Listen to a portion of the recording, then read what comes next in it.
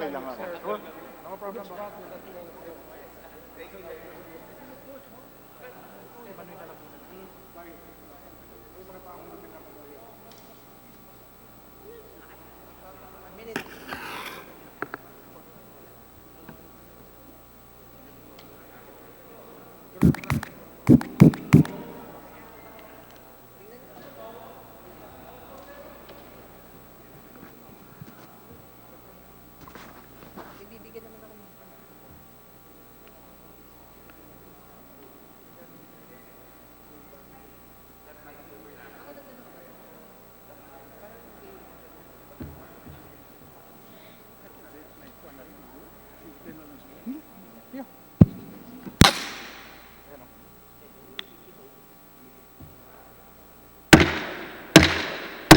Session is called to order. All please rise for the prayer to be led by the representative of the 2nd District of Lanao del Sur, the Honorable Yasser Alonto Balindong.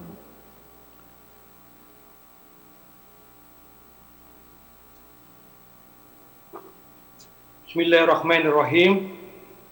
In the name of Allah, most gracious, the most merciful. Praise be to Allah, the Lord of all the worlds, ruler of the day of judgment. You alone we worship, and from you alone we seek help. Guide us to the straight path. We seek your divine guidance, enabling us to legislate a workable health and economic program that will ease our nation's economic difficulties due to the loss of livelihood and businesses because of the coronavirus pandemic. We face many challenges, and timely response is of utmost importance. O God, everything rests on your will. You have given us the responsibility and honor of leadership, which weighs heavily on our shoulders. Grant us the wisdom and courage to steer our nation to a state of well-being.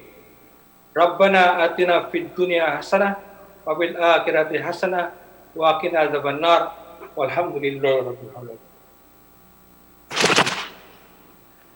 Please remain standing for the Philippine National Anthem.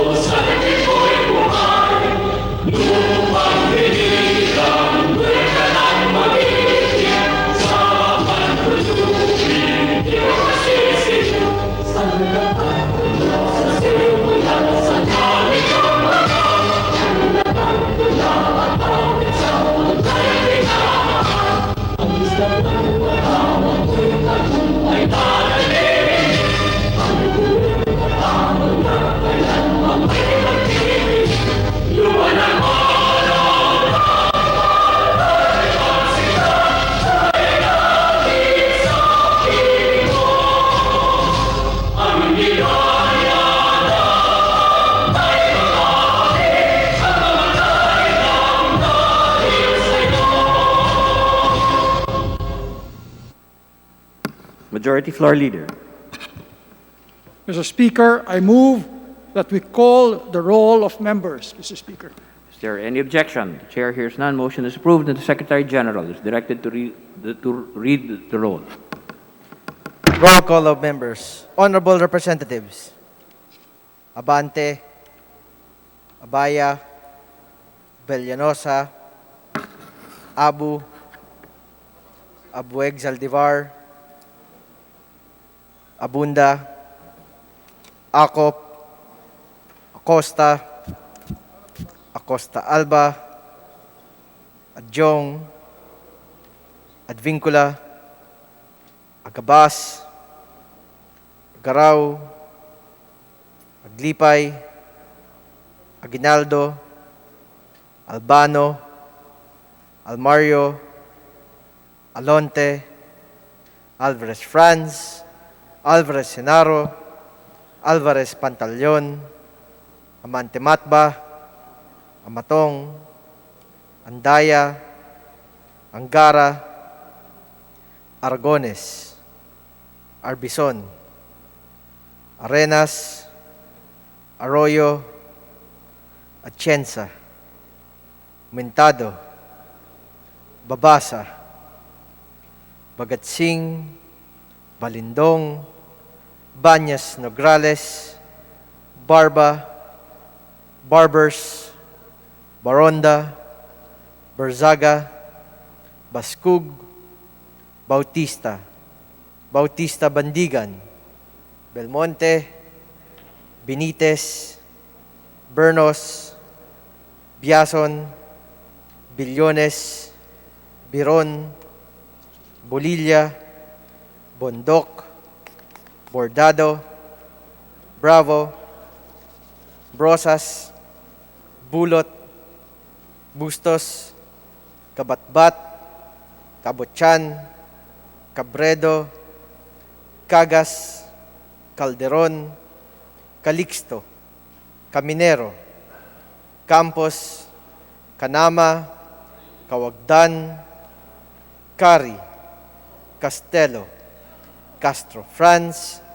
Castro Fredinil, Cayetano Alan Peter Compañero, Cayetano Mariala Arni, Celeste, Chato, Chipeco, Chungalao, Co Angelica, Co Elizalde, Coanco, Collantes, Crisologo, Cua, Quaresma, Cueva, Culyamat, Dagook, Dalipe, Dalog, Datol, Daza, De Jesus, De Venecia, Defensor Lawrence, Defensor Michael, Del Mar, De Los Santos, Del Oso Montalya, De Maporo Abdullah, De Maporo Muhammad Khalid, Duavit, Duhali, Duterte, D. Faustino Ino, D. Faustino Michael III,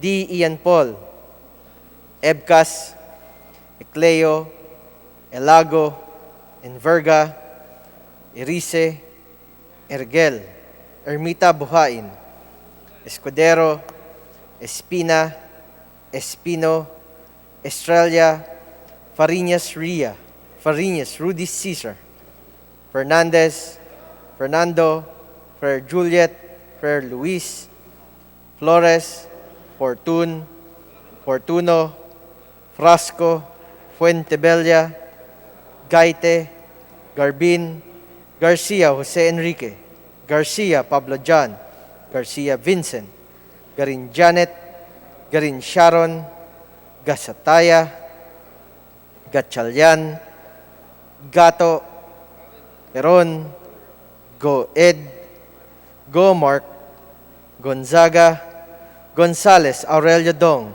Gonzales Neptali, Gonzales Carlo, Goroseta, Gico, Gulyas, Guya, Haresco, Hataman, Hernandez, Herrera D, Hofer, Halus Hos, Javier, Jimenez, Ko Elisa, Ko Wilton, Kong Hun, Labad-Labad, Lacson, Lacson Noel, Lagman, Lagon, Lara, Lazatin, Liachon, Legarda, Lim, Lim Kay Chong, Lopez, Loyola, Losotan, Makapagal Arroyo, Maceda, Madrona, Malapitan, Mangawang, Mangundadato, Marcoleta, Mariano Hernandez, Mariño, Marquez, Martinez, Matba, Matugas, Mendoza, Mercado, Momo, Natividad Nagaño, Nava, Nieto, Noel, Nograles Jericho, Nograles Juan Fidel, Nolasco, Nunez Malanyaon, Waminal, Olivares, Ong Jose, Ong Ronnie, Ortega, Uwano Dizon, Pacquiao Alberto, Pacquiao Rogelio, Padiernos, Paduano, Palma, Pancho, Panotes, Peña, Pichay, Pimentel, Pineda, Plaza, Puno, Kimbo, Radaza, Ramirez Sato, Ramos, Rimulya, Revilla, Reyes, Rivera, Robes, Rodriguez, Roman, Romero, Romualdez Ferdinand, Romualdez Yadamarie, Romualdo, Romulo, Roque, Sakdalan, Sagarbaria, Sakaluran, Salceda, Salimbangon, Salo, Sanchez, Sancopan, Santos Recto, Sarmento, Saulug, Sevillano, Xiao, Silverio, Singson, Singson Mihan, Sinsuat, Swansing Estradita, Swansing Horacio, Suarez Aleta, Suarez David, Suntay, C. Alvarado, Taduran, Talyado, Tambunting, Tan Alisa, Tan Angelina, Tan Shamir, Tan Shari, Tan Sherny, Tejada, Teves, Arnulfo Teves Jose, Tiangco, Tolentino, Torres Gomez, Tulfo, Tupas, Chutor, T. Alan, T. Diego, Umali Alfonso, Umali Maria Victoria, Unabia, Ungab, Uy Juliet, Uy Rolando, Valeriano, Valmayor, Vargas, Vargas Alfonso, Velasco, Veloso, Vergara, Villa, Villafuerte, Villanueva Brother Eddie, Villanueva Noel, Villar, Villarasa Suarez, Villarica, Violago, Yap Eric, Yap Victor, Yu, Zamora Ronaldo, Zamora Y. Corat, Zarate, Zubiri.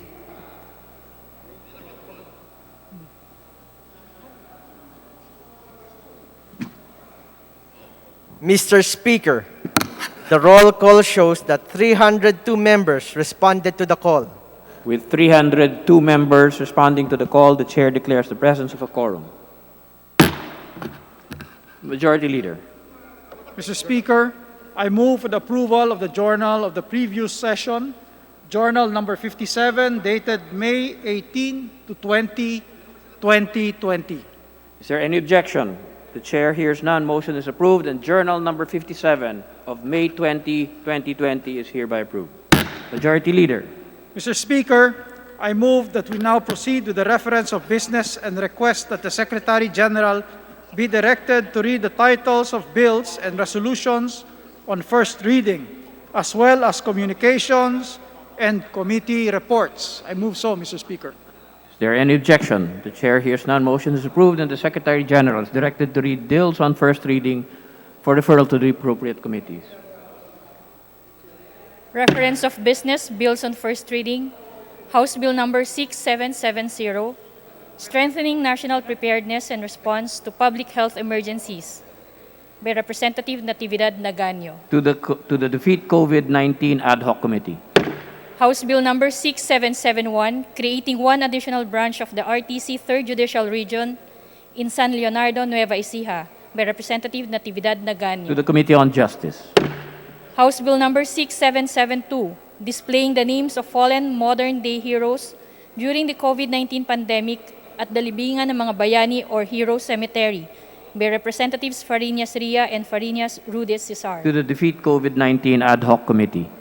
House Bill number 6773, providing for the payment system of all loans, credit cards, rentals, utilities, mobile, cable, and internet services in the country affected by the COVID-19 pandemic, by Representatives Suntay, Defensor Lawrence, Cabochan, Abueg Saldivar, Benitez, and Kimbo. To the Defeat COVID-19 Ad Hoc Committee. House Bill number 6774, declaring March 21 of every year as the National COVID-19 Health Frontliners Day by Representative Rodriguez. To the Defeat COVID-19 Ad Hoc Committee. House Bill Number 6775, expanding the mandate and service capability of the Western Visayas Sanitarium in Santa Barbara, Iloilo, renaming the hospital as Western Visayas Sanitarium and General Hospital by Representative Goriseta. To the Committee on Health. House Bill Number 6776, prohibiting social media companies from using practices that harm mental health to impede freedom of choice, requiring them to take measures to mitigate the risk of social media addiction by Representative Yap Victor. To the Committee on Health. House Bill Number 6777, mandating the establishment and maintenance of a rainwater harvesting facility in all new institutional, commercial, and residential development projects nationwide by Representative Barba. To the Committee on Public Works and Highways. Resolutions. House Resolution Number 886, urging the Joint DOJ-DILG Review Committee to hasten the review of the GCTA IRR by Representative Taduran. To the Committee on Justice. House Resolution Number 887, expressing the sense of the House to recommend the increase of financial assistance under the DOLE ACAP program for distressed OFWs and for simple, easy, speedy, organized, and safe access and distribution of financial aid under the program by Representatives Gaite, Sarate, and To Culyama. the Defeat COVID-19 Ad Hoc Committee. House Resolution 888, calling on the House to make inquiries from the DOLE to find out why they have not yet issued the necessary IRR to RA number 11165 or an act institutionalizing telecommuting as an alternative work arrangement for employees in the private sector by Representative To the Saveliano. Committee on Rules. House Resolution 889, urging the Secretary of Education to implement open distance learning protocols in all institutions for basic education in the country until a vaccine against COVID-19 is developed and made available to the public by Representatives Romero and Pineda. To the Defeat COVID-19 Ad Hoc Committee.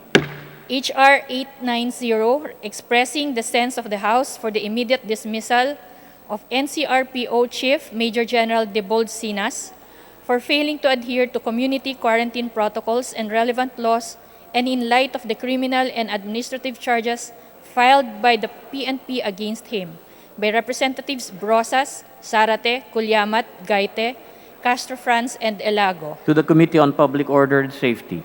House Resolution Number 891, urging the Appropriate Committee of the House to review RA number 11223 or the Universal Health Care Act, specifically the provision on mandatory contribution and increase in PhilHealth contributions of OFWs by Representative Teves. To the Jose. Committee on Health. House Resolution Number 892, directing the appropriate House committees to investigate the sudden and unwarranted upsurge in Meralco electricity rates and bills by Representatives Yap Eric, Tulfo, and To Tadura. the Committee on Rules. House Resolution Numbers 893 and 894, honoring and commending the heroism, strength, bravery, dedication, and devotion of our doctors, nurses, allied medical professionals, and other healthcare workers and their exceptional work and ultimate sacrifice to save lives during the COVID-19 health crisis by Representative Suarez Alata. To the Defeat COVID-19 Ad Hoc Committee. House Resolution Number 895, honoring and commending the commitment, bravery, and hard work of all public and private employees who served as frontliners during the COVID health crisis by Representative Suarez Aleta. To the Defeat COVID-19 Ad Hoc Committee. House Resolution Number 896, urging the DICT, the NTC, the CHED, the DepEd, the TESDA, and all appropriate government agencies to strongly implement the laws to give all students access to education through distance and online education by using all available platforms such as the internet, television, radio, mobile phones, and other social media platforms during the public health emergency brought about by COVID-19 pandemic by Representative Sakaluran. To the Defeat COVID-19 Ad Hoc Committee. Communications. Letters dated 18th May 2020 of Deputy Director Janice G. Aison Zales, Office of the General Counsel and Legal Services, BSP, transmitting to the House the duly certified electronic copies of BSP issuances. To the Committee on Banks and Financial Intermediaries. A report dated May 21, 2020 of Honorable Jose Luis G. Montales, Secretary General of House of Representatives, on enrolled House Bill numbers 1477, 1799, 2998, 4961, and 5871, transmitted to the Office of the President for His Excellency's consideration and signature pursuant to Section 18H, Rule 6 of the Rules of the House of Representatives. Wala. Majority Leader. Mr. Speaker, I move to suspend session for a few Session minutes. suspended. No.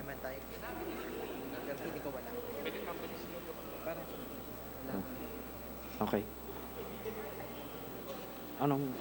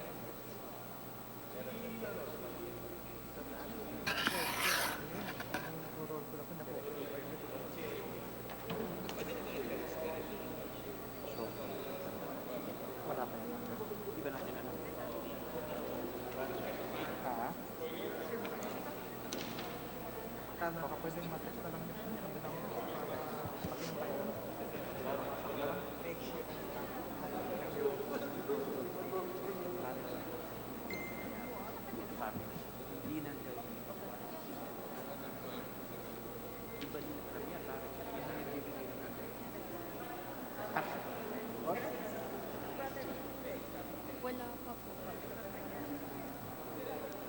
Wala po.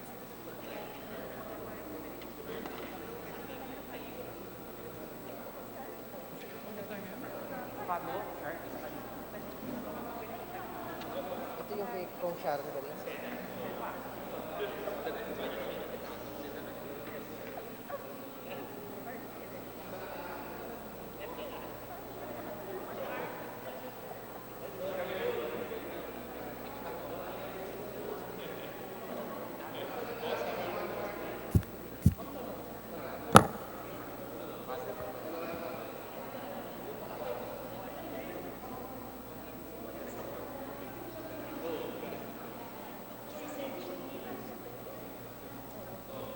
Where's Joey?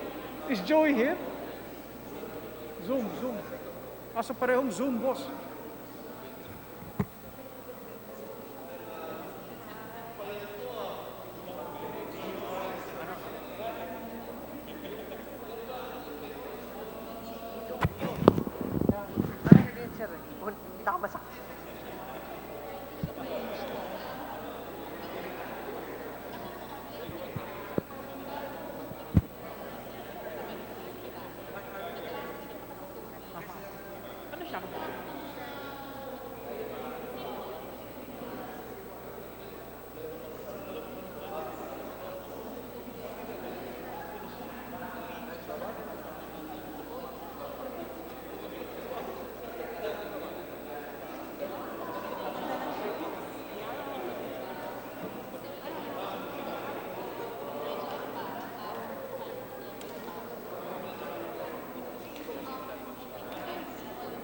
Papa?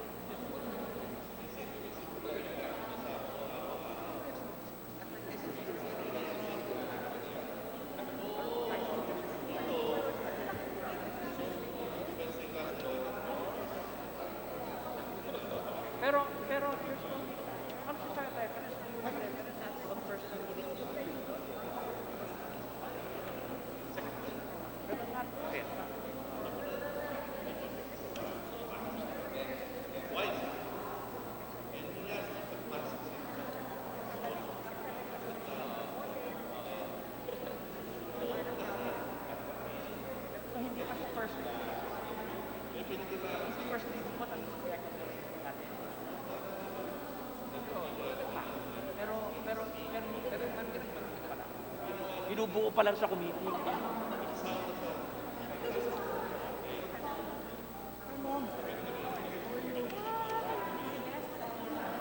Sol, sa TV ka na lang, sa TV na lang kita nakikita. Kanina nga, pinanood kita eh. Pink yung suot mo, di ba? O orange. Hindi, orange mo na. Kakapon ba yun? Saan meron na tayo marinig?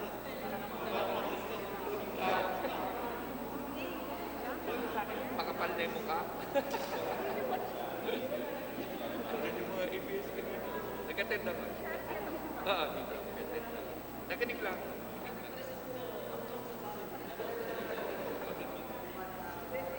Resume naman natin.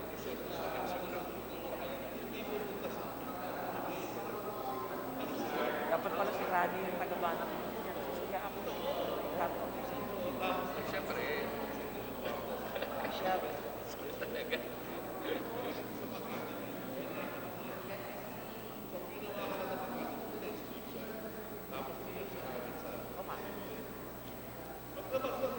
Manoy, grabe kahaba na yung buhok mo, ha?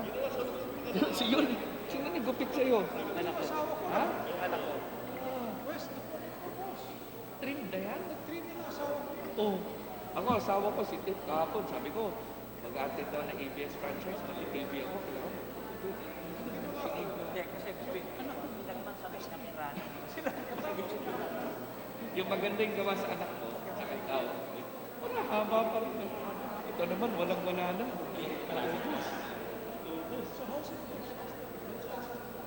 Ako na, next week ulit. Pero, okay, ako ayun. Busy ko. Tumatay na professional franchise.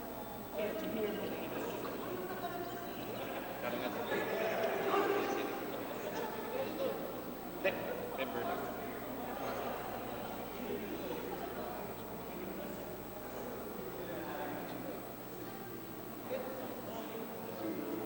Ano? Pancho. Hindi, sa Pancho. Eric Shorty. Pero PDP yun. Hindi rin. Marami sa rin. Marami rin. Edward Amen. Edward Vice. Member. Amen. NUP.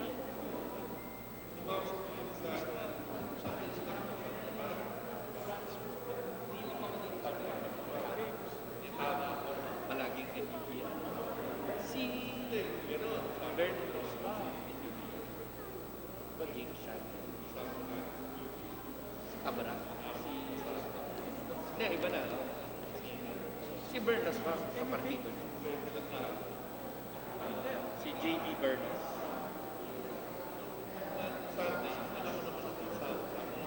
Oh, pero ito usually, NUP ang nakagawa si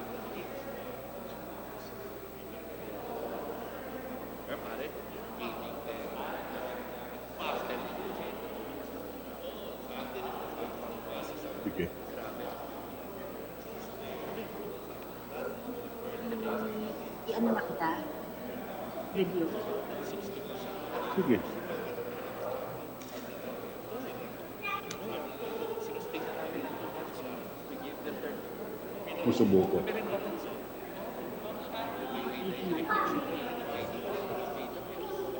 paid the property tax. The property tax naman suspended lang.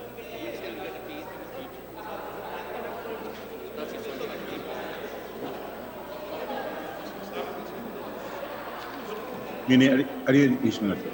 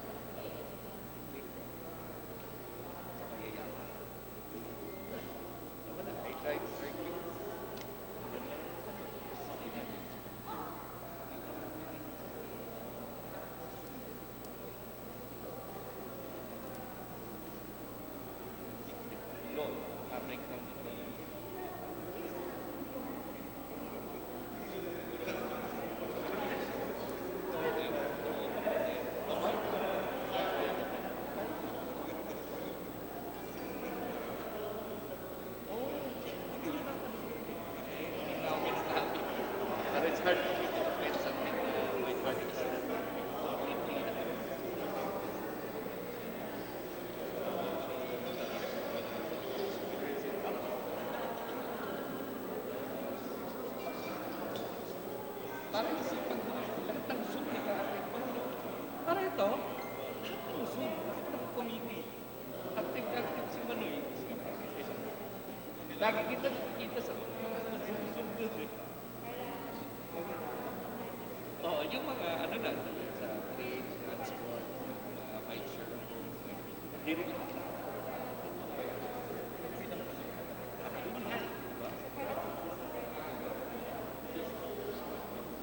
wala na.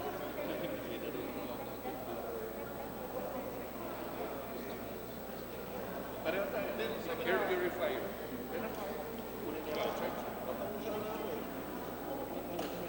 Air purifier. Boss, Ay, boss. natatakot ako. Kwento mo kay Sir Good. Like si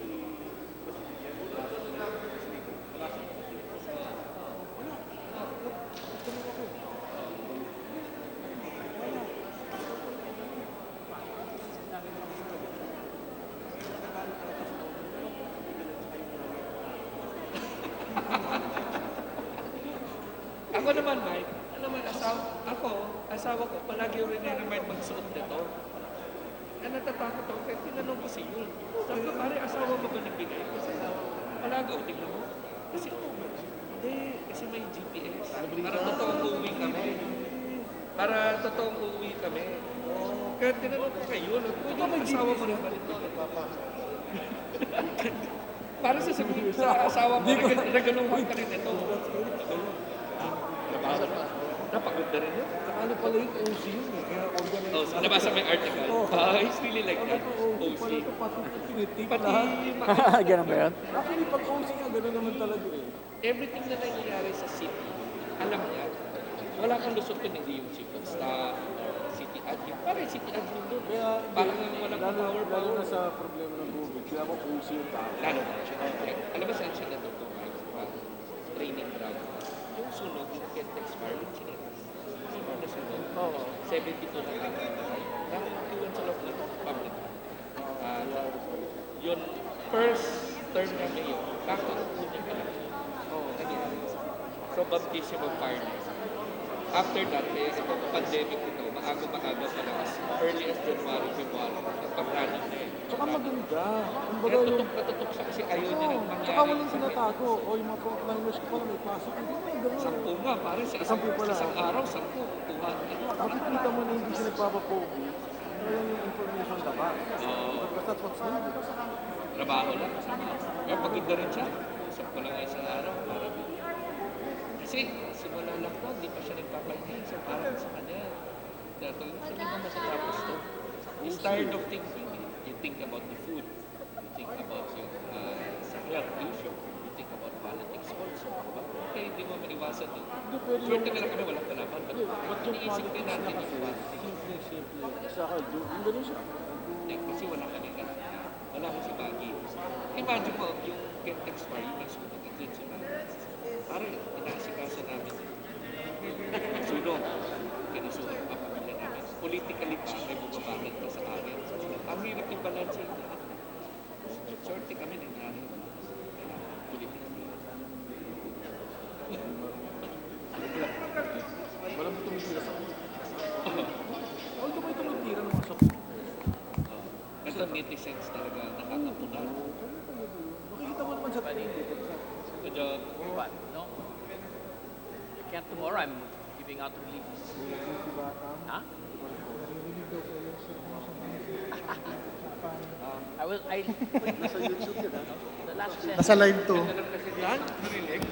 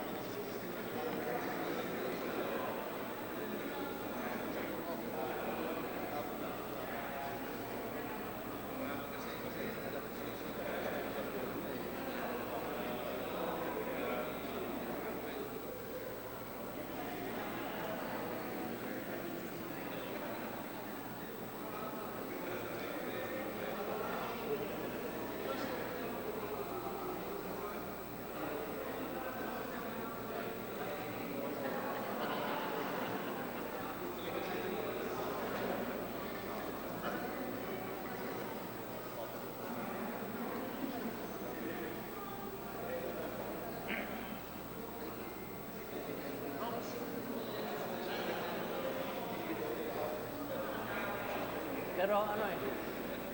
Sasalita siya.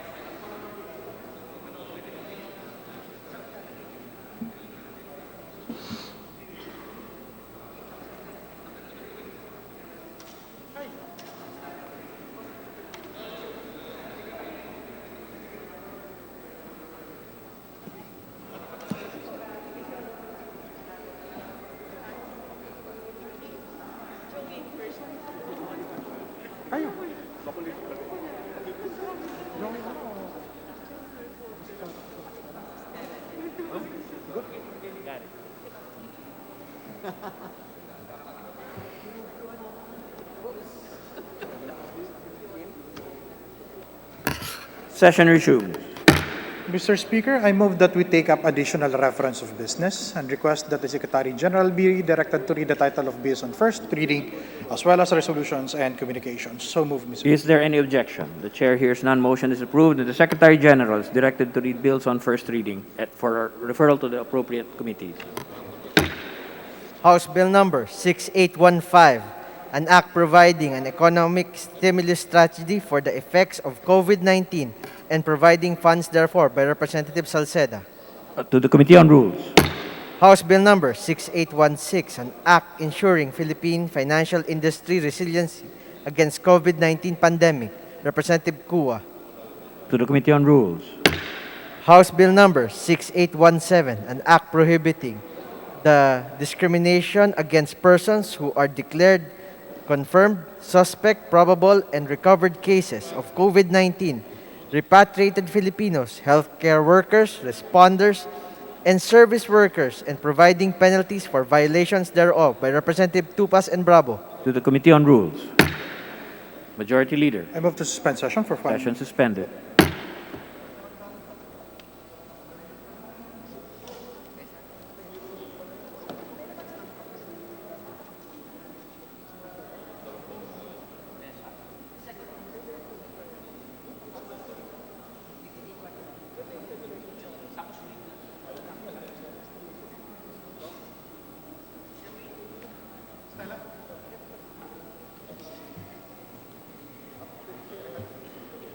Session resumes.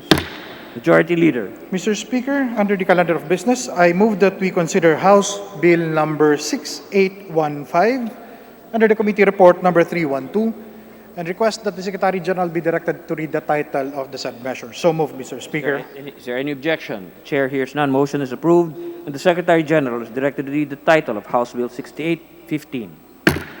House Bill 6815, an act providing an economic stimulus strategy for the effects of COVID-19 and providing funds therefore. Majority Leader. Mr. Speaker, the parliamentary status of the House Bill is that we are in the period of sponsorship and debate. And with that, I move that we recognize that the chairpersons of the cluster on economic stimulus package, namely the Honorable Joey Salceda, the Honorable Stella Kimbo, and the Honorable Sharon Garin to sponsor for the said measure. And I move that they be recognized to deliver their sponsorship speech. Is there So any moved, objection? Mr. The chair hears none. Motion is approved, and the representatives Salceda, Garin, and Kimbo are recognized for their sponsorship speeches.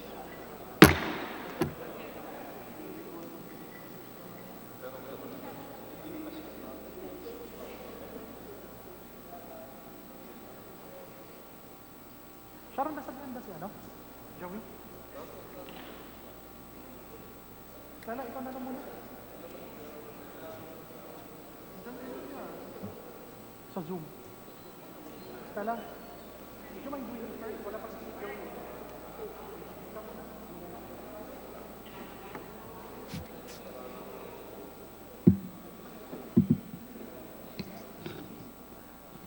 I can just go. The Honorable Kimbo may proceed. In the long run, we are all dead. Mr. Speaker, if there is one quote that the great economist John Maynard Keynes will be remembered for, it is this one. And I borrow that today. Kung hindi tayo kikilos ngayon, kahit nalubayan pa tayo ng COVID, gutom naman ang papatay sa atin.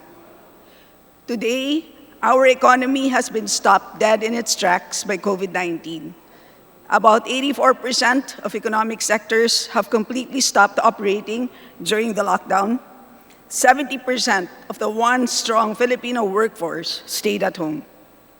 A survey conducted by NADA in the first week of April showed that 25.4% of the surveyed firms had already temporarily laid off workers.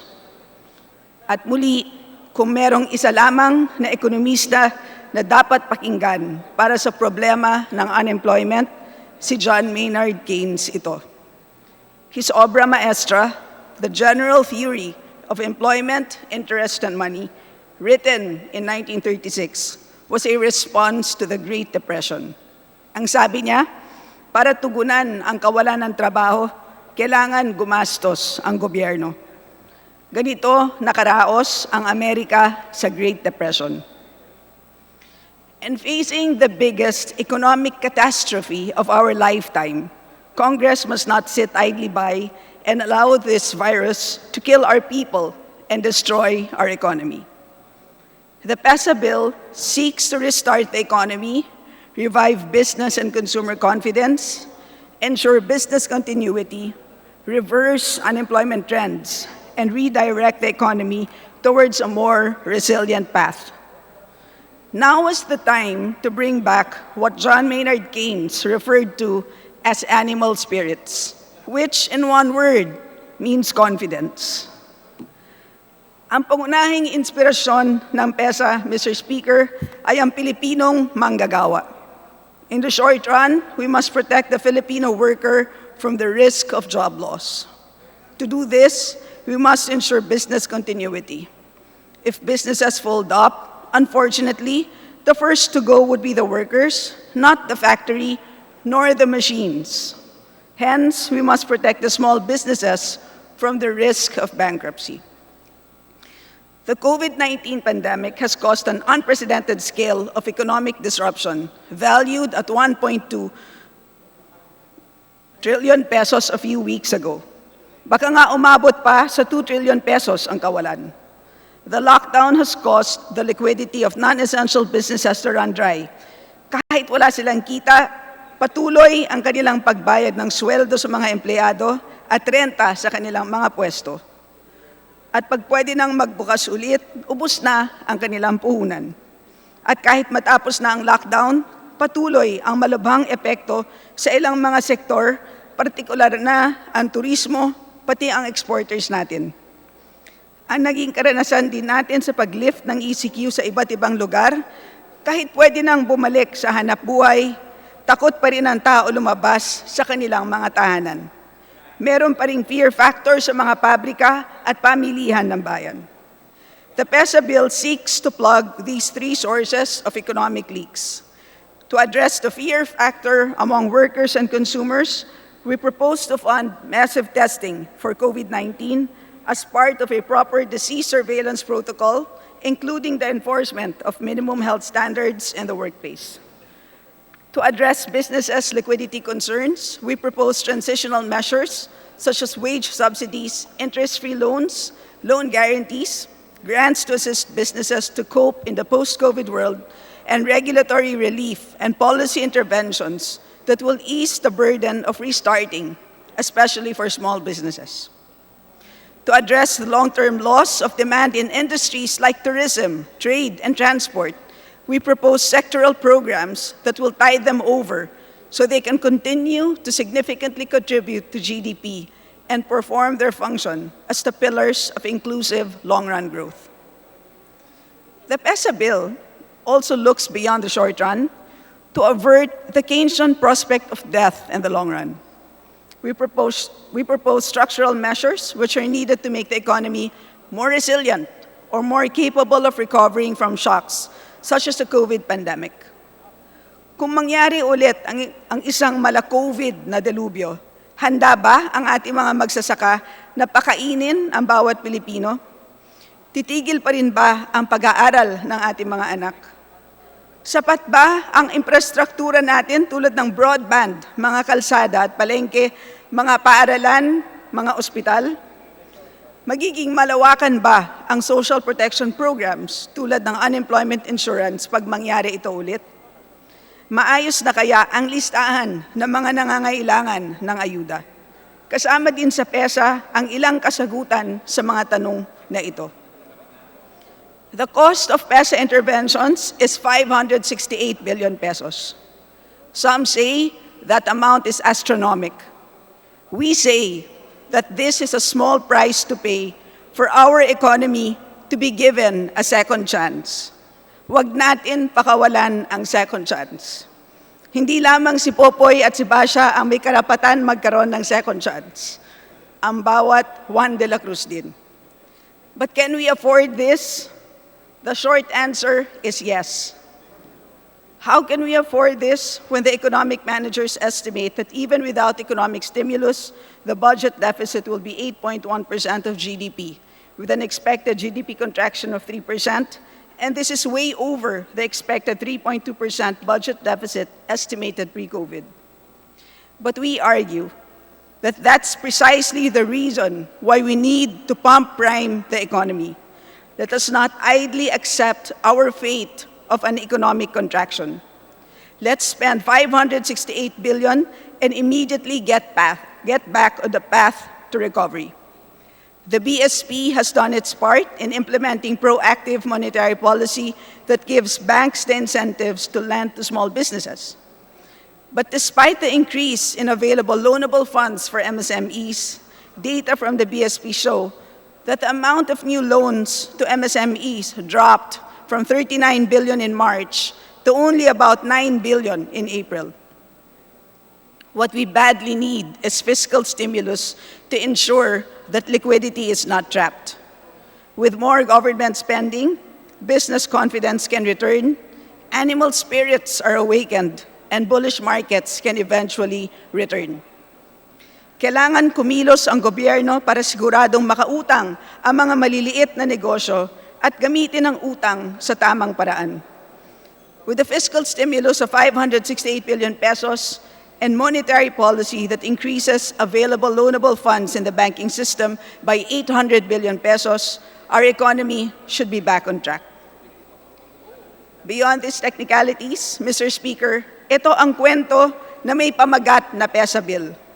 Si Tony ay may maliit na gawaan ng sapatos sa Marikina, mga school shoes, at meron siyang 20 empleyado. Noong lockdown, walang benta, patuloy ang pasweldo. Sumingil pa ng renta ang kumpari niyang may-ari ng gusaling kinatatayuan ng kanyang gawaan. Buti na lang hindi siya siningil ng bangko sa kanyang utang dahil merong moratorium. Ngayon pwede na sanang magbukas muli dahil lifted na ang ECQ, pero ubos na ang ipon niya. Wala rin siyang bebentahan ng sapatos kasi wala pang school. Pag nandyan na ang PESA, agaran siyang makaka-apply muna para sa wage subsidies. 2 buwang pasweldo din ito. Pupuntahan niya ang bangko at hihingi ng restructuring ng loan para mas madaling bayaran. Uutang din siya sa Small Business Corporation ng DTI para may dagdag kapital. Mas mataas na ang gastos niya ngayon dahil kailangan lagyan ng transparent separators para may social distancing ang mga manggagawa. Kailangan din ng regular na disinfection ang gawaan. Nabalitaan niya na meron din grant sa DTI na pwedeng applyan para matulungan siya na mag-develop ng sapatos na pwede isuot sa ospital na terno sa PPE. At sa pagtayo ng website para dumami ang kanyang mga customer. Ayan, may plano na si Tony, salamat sa PESA. At salamat sa PESA, di na niya kailangan magbawas ng empleyado. Sinabi ng Pangulo, change is coming. At marami ng magandang pagbabagong nangyari sa ilalim ng kanyang administrasyon. Pero di natin sukat akalain na meron pang pagbabago na dadating.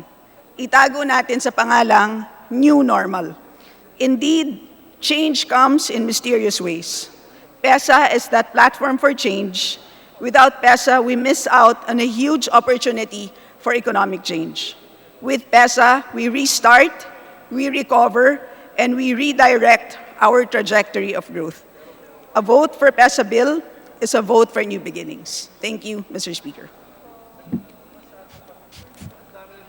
Majority Leader.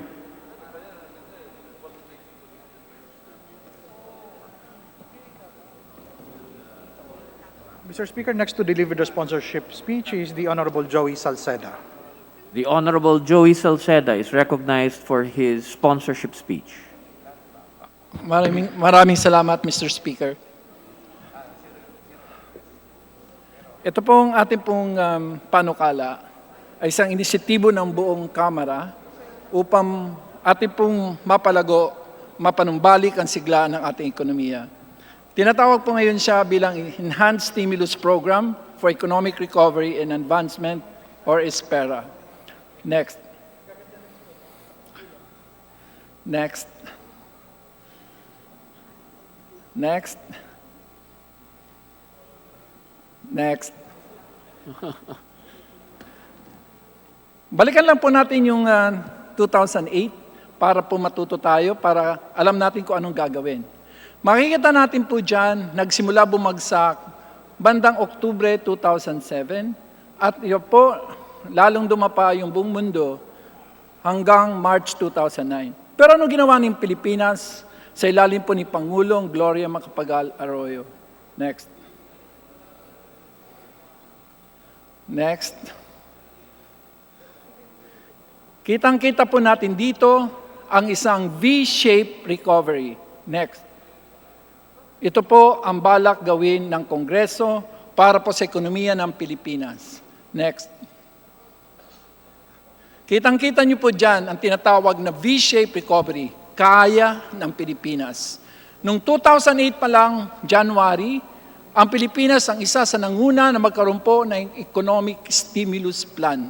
Presenta po sa kabinete ng January 29, 2008. At yun po, pinatupad ng buong Pilipinas. Kaya makikita niyo po dito, habang lumala yung buong mundo, bumapagsak din po tayo. By 2009, nag 0.9% GDP growth rate tayo, pero the following year, nag 8.1% GDP growth rate tayo, nag 8.0% growth rate tayo. Ang tawag po dyan ay V-shaped recovery. At ito po ang nilalayon nito pong tinatawag nating economic stimulus program. Next. Ito po yung mga palaman at halos makikita nyo po na may pagkaparehas. Unang-una, yung income augmentation, yung growth defense, yung paglagay po ng pera sa edukasyon, at saka sa food security. Makikita nyo sa mga susunod pong sponsor at mga paglalahad ng kanila pong pagsuporta na halos lahat po ng sektor pinakinggan ng kongresong ito. Next. Next. Next. So, para sa atin po, para mas lalo natin maintindihan ito pong tinatawag nating espera, ay nagkakalaga po ng 583 billion at ito po ay magiging 3.1% of GDP. Subalit, matitrigger nito ang tinatawag na credit stimulus na hindi po gagamit ng deficit ceiling natin. Kasi gagamit po tayo ng commercial banking sector sa pamamagitan po, kaparte ng 583, ay 70 billion na ilalagay natin sa Philippine Guarantee, pati na po sa ating land bank para po magkaroon ng mas malago na pagpapautang sa mga SMEs, pati na po sa startup.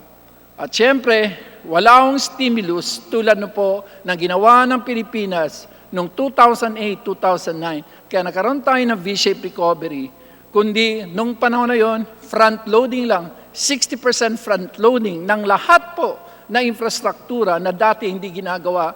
Ginawa po nun, kaya po ang Pilipinas was able to stage one of the best V-shaped recovery, not only in our economic history, but in the entire world. Kaya sa akin po, to my colleagues, I ask for your support for the immediate passage of this bill. It is good for our country and it is the right thing to do. Maraming salamat po. Majority Leader. Mr. Speaker, the last but not the least who will deliver the sponsorship speech is the Honorable Sharon Garin. The Honorable Sharon Garin is recognized for her sponsorship speech.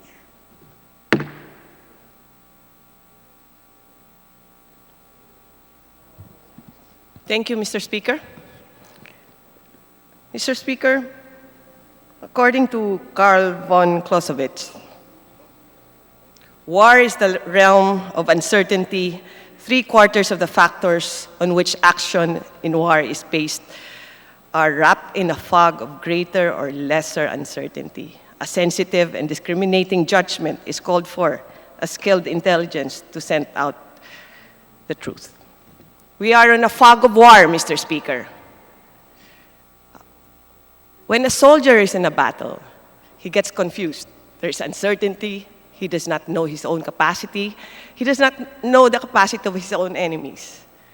He does not know where the direction is, where his location is. There is uncertainty when you are in a war with all the dust and smog and the cloud. You can't see past the fog of war. 2 months ago, Mr. Speaker, we started the war against COVID. And we are still in the fog of war of COVID. Today, our executive, the Department of Health, is still uncertain as to the state of our constituents on the rate of infection, on how to do testing. We are still in a fog of war. DSWD is scrambling to accommodate the magnitude of amelioration that it has to give. But lucky for us, Mr. Speaker, lucky for us that the House of Representatives has a speaker who saw past the fog of war of COVID-19. Back in March pa lang, Mr. Speaker, nakita po ninyo that we have to establish an ad hoc committee, a committee to defeat COVID-19. And with that, I salute you, Mr. Speaker, because of your actions back then in March, 2 months ago. 2 months ago, you have seen past the fog of war already. Because of your initiative, you have created a committee called the Economic Cluster Committee. Lucky enough, the Economic Cluster Committee has 2 of the best economists, not only in Congress, but in the whole country, namely Congressman Joey Salceda and Congresswoman Stella Kimbo. We are lucky enough that we have people who have the capacity and the courage to determine the state of the economic state of the Philippines. From that on, we have realized what is the problem economic-wise of our country, but then came all the other members of Congress. Because of the initiatives of Stella and Joey, Sol Aragones started talking to the Department of Tourism, talking to the stakeholders for the tourism industry. Wes Gatchalian for the Department of Trade and Industry. And Transportation, Congressman Sarmiento consulted with the DOTR and the state of the marine, land, and air transport. Everybody has problems, Mr. Speaker. And with that, with the strong foundations, of the economic foundations of this bill, we also had the strong commitment and dedication of the other chairmen of the other committees. I would like also to recognize that Joet, Congressman Garcia, and Congresswoman Tan have also pushed for the massive testing to be included in the economic stimulus. In education, the whole committee rallied for the support for the students and the education institutions. VICYAP for technology, everybody, probably half of Congress, contributed and had their own insights in this bill. And with that, Mr. Speaker, I am very proud. I am very proud to be part of this bill. And I would like to show you the results of the efforts of the almost 200 congressmen who have insistently dedicated their time to create the economic stimulus bill of the House of Representatives. We start, Mr. Speaker, with the massive testing. What is the basic problem now after ECQ? People will not get out of their house, consumers won't buy, so businesses still cannot perform well, or they will close. We need to build business confidence by building consumer confidence. And the key there is massive testing. We are allotting about 20 billion pesos just for massive testing. Next, we had to address the problem of liquidity of all the companies. The problem with liquidity results to unemployment, and we are risking unemployment. And we have 1 million establishments in the Philippines, and all these 1 million establishments are at risk of closing down after ECQ. So in order to protect, we structured our proposal into transitional, financial, sectoral, and structural. Transitional, just to help them go over the next 2 months, we give them wage subsidy. And we have various measures that are transitional.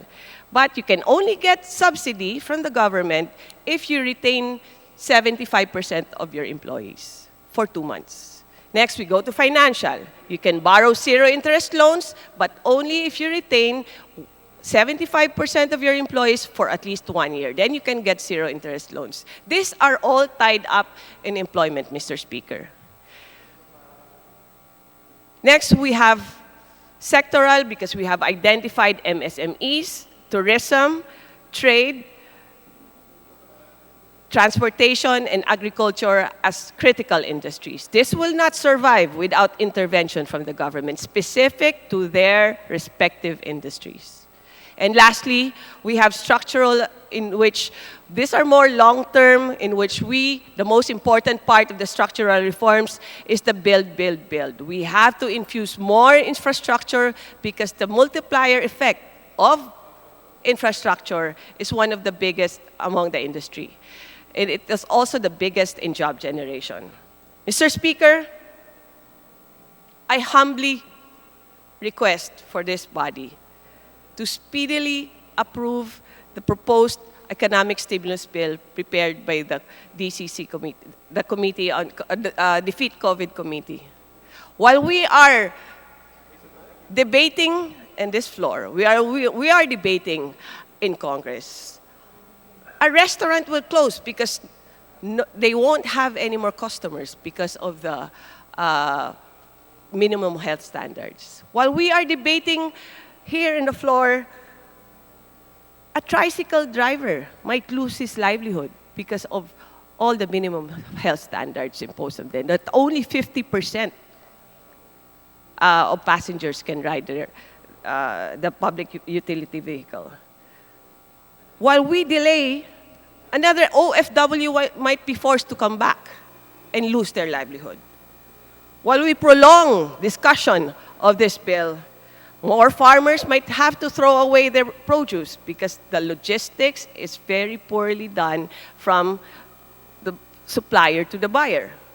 Mr. Speaker, to save our economy, to save livelihood, we need to pass this bill in order for our people, our constituents, to have livelihood and bring food in their table. With that, Mr. Speaker, thank you for this opportunity and good evening, good afternoon. Majority Leader. Mr. Speaker, the first to interpolate the good sponsor, I would like to move that we recognize the Honorable Ed Salagman of the 1st District of Albay. So move, Mr. Speaker. The Honorable Ed Salagman is recognized for his interpellation.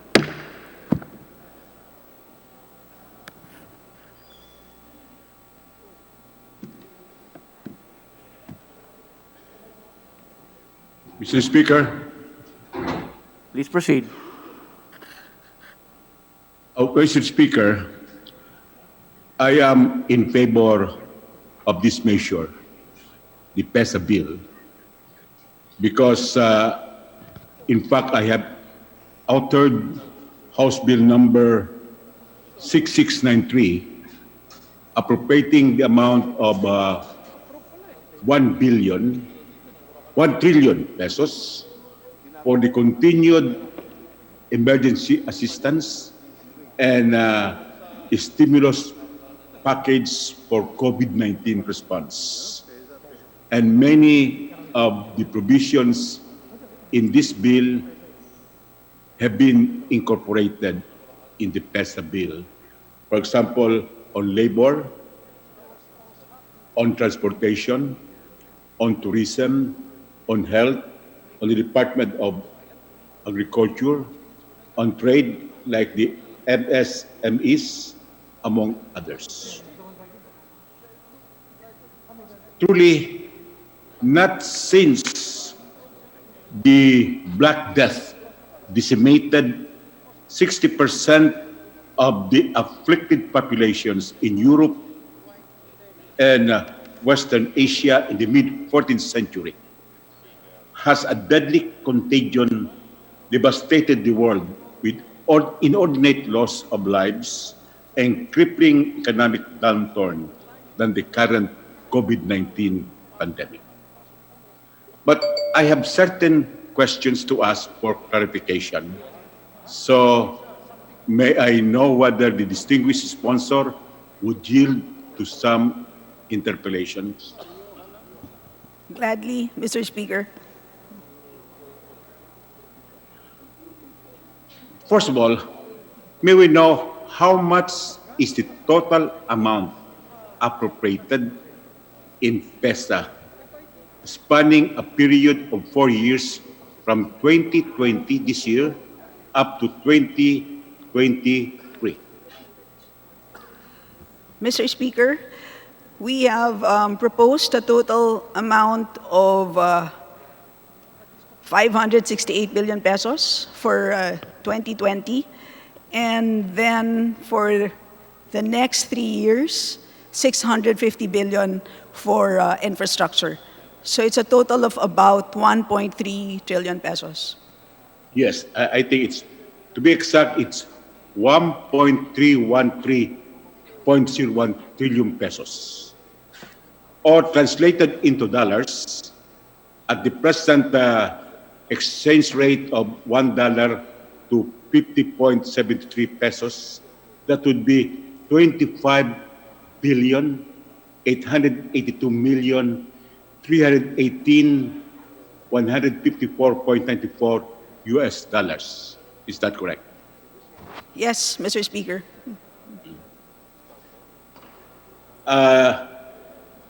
The PESA should consist of two phases. The first phase is the continuation of the emergency assistance for social amelioration, wage subsidy, and other financial assistance to people and classes affected by the pandemic. And the second phase is the economic stimulus proper, which would be post-pandemic or should start towards the tail end of the pandemic in order to give relief to the affected businesses and corporations. Is that correct? Yes, Mr. Speaker.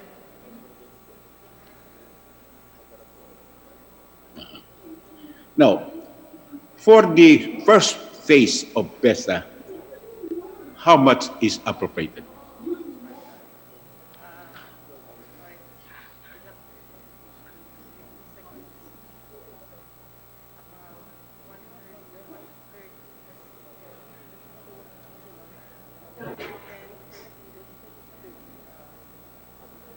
So, Mr. Speaker, it's about 110 billion plus 30 plus 15. 110 billion for wage subsidies, 30 billion for the enhanced TUPAD, so that's the emergency employment program, and 15 billion for students. It's an education subsidy for children of workers of critically impacted businesses, Mr. Speaker.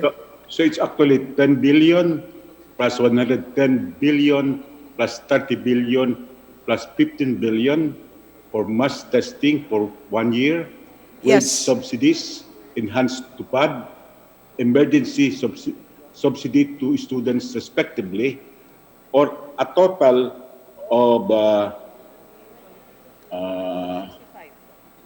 165 billion Yes, that is in correct. 2020. That is correct, Mr. Speaker. That would also be added to that figure is 10 billion for testing in 2021. So it would be really a total of 175 billion for the first phase of PESA. Now, let me go to the second phase. How much is allocated for the second phase of PESA, which is the economic stimulus package proper? The second phase, Mr. Speaker, would include loans for MSMEs. That would be a total of 75 billion. Zero interest loans for a total of 50 billion. Loan guarantees from the Philippine Guarantee Corporation for a total of 60 billion. And then we have sectoral relief programs again for the MSMEs amounting to 10 billion. We have assistance to the tourism sector amounting to 58 billion, assistance to industry and service sectors amounting to 44 billion, and then for the transportation sector, 70 billion, and finally for agriculture, 56 billion pesos. The total of those figures, distinguished sponsor, which you have mentioned, would be in the vicinity of 1,137,098,000,000. Is that correct? For all the items that I had enumerated, Mr. Speaker, it's a total of 423 billion. Okay. Well, my figure is different, but it's close. My figure is 1.137 trillion. May we know, distinguished sponsor, while mass testing is appropriated for 2 years, 2020 at 10 billion and 2021 at another 10 billion. Do we not expect to finish mass testing by the end of this year?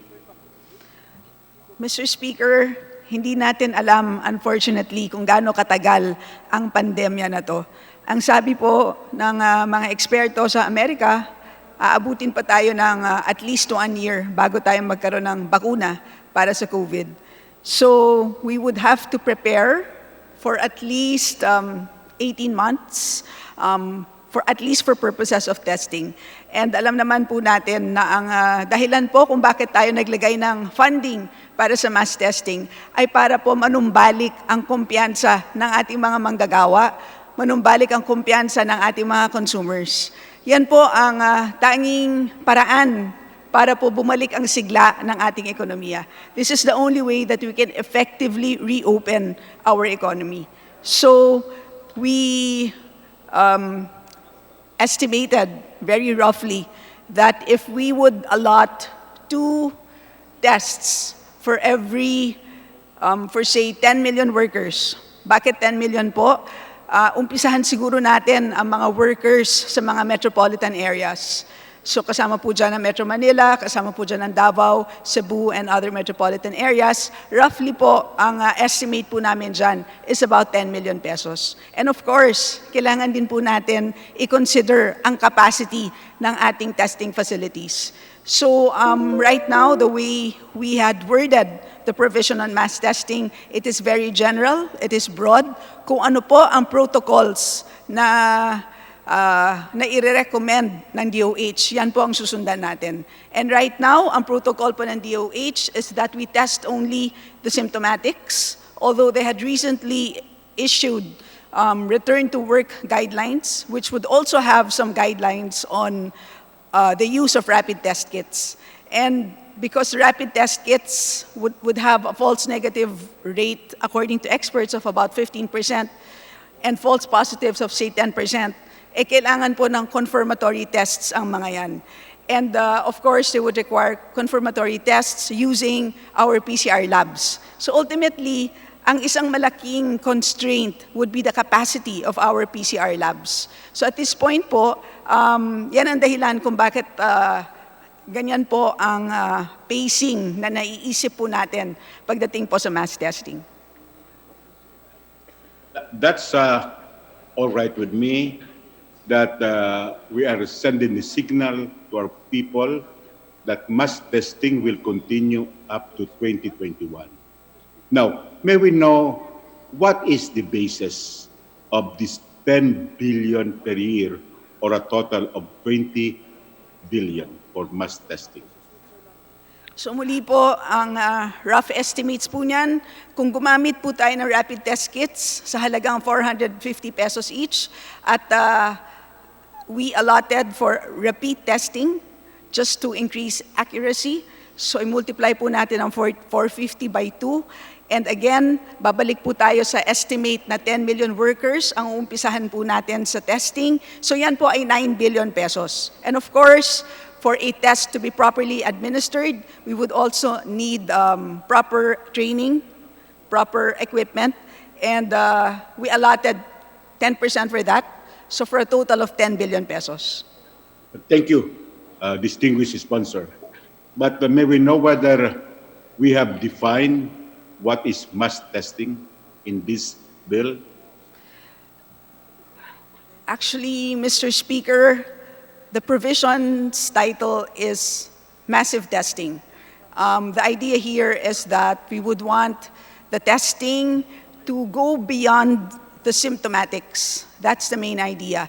Again, the rationale for that is we want to increase confidence among our workers. That's the only reason. That's the only way by which they can confidently and happily go back to work.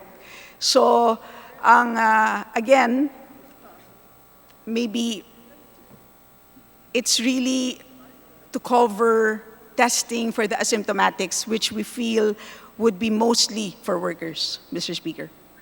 So are we not including testing for those who are not asymptomatic? Mr. Speaker, under the Bayanihan Act, kasama po dyan ang testing para sa symptomatics. Early on, yan naman po ang naging patakaran ng DOH. Ang sabi nila, uunahin talaga natin ang testing po ng symptomatics. So nung pinasa po natin ang Bayanihan Act noong March 23 at naglagay po tayo ng pondo o suporta para sa testing, the premise there is that we would really focus, Bayanihan Act would focus on the symptomatics. Again, ang PESA, ang purpose po ng PESA is so that we can reopen our economy as soon as the lockdown is lifted. The idea is to reopen our economy in a safe way. Kaya po tayo naglagay po ng provision for testing. So again, the testing funding under PESA is really intended for workers, Mr. Speaker. Well, I think in this bill, we should give a policy direction to the Department of Health that mass or massive testing should be both for the asymptomatic and the symptomatic, so that we could cover a broader number of Filipinos for mass or massive testing. At the period of amendments, would the distinguished sponsor consider a more definitive definition of what is mass or massive testing? Mr. Speaker, sa aming pagkonsulta sa iba't ibang mga congressman at sa iba-ibang mga sektor, yan po ay isang katanungan na lagi pong nare-raise. So sa tingin ko po, para lang matapos na po at para na rin po to avoid any confusion, maganda pong ang suggestion ng Congressman Lagman na lagyan na lang po natin ng definition sa ating batas, Mr. Speaker. Thank you, distinguished sponsor. Now, let me go to another issue. How does PESA, in amount as well as scope, compare with the stimulus packages of other Southeast Asian countries, and the rest of the world? I can share with you, Mr. Speaker, the numbers for the ASEAN countries. Ang pinakamataas po sa ASEAN ay ang Malaysia. So their economic stimulus will result to a budget deficit of 15.9% for this year. Ang Vietnam naman po, hindi po masyadong natamaan ng COVID. Kung titignan po natin ang datos, there are 0 deaths in Vietnam. Gayunpaman, naglagay rin po sila ng economic stimulus package, and this would amount to about 4.9% of their GDP. So sila po sa ngayon ang pinakamababa. Ang Singapore po ang bansa na may pinakamataas po na number of cases per 10,000 population. Dahil alam naman po natin sila po ay nakaranas ng second wave ng COVID. And they already also have an economic stimulus package in place, and this amounts to about 7.9% of GDP. So yan po ang range sa ngayon. Kung titignan po natin ang midpoint sa ASEAN, it's about 10% of GDP. So yung ating pong panukala na may halagang 568 billion, sa aming computation ay nasa 6.5 to 7% of GDP, assuming modest growth assumptions. So sa amount na po na yan, ang tingin po natin, nandun po tayo sa bandang gitna. Ika nga, hindi naman po tayo ang pinakamagaling, definitely naman po, hindi po tayo ang kolelat sa numero na yan, Mr. Speaker.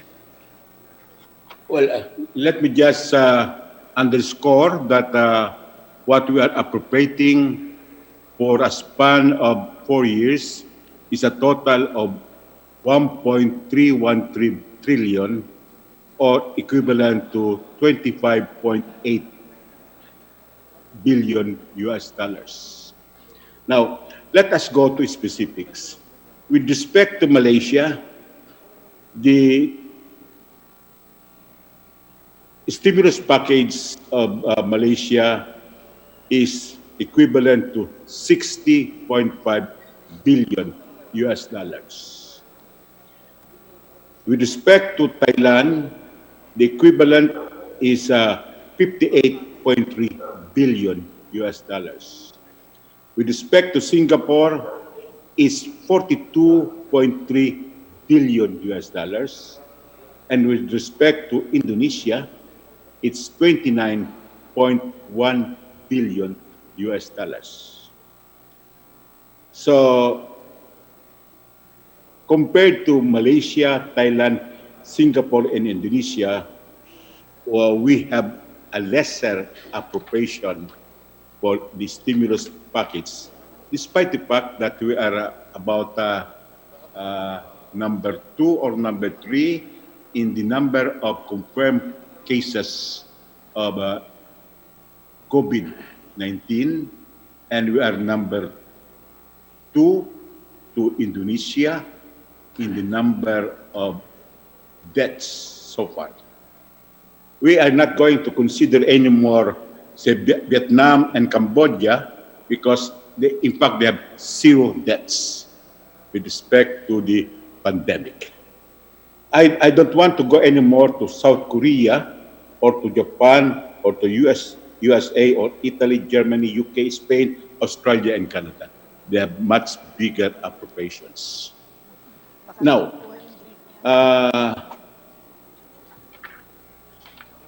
in today's newspaper, there is an item which says that the Philippines is number 8 in Southeast Asia with respect to per capita response to COVID-19. Is the distinguished sponsor aware of this news item?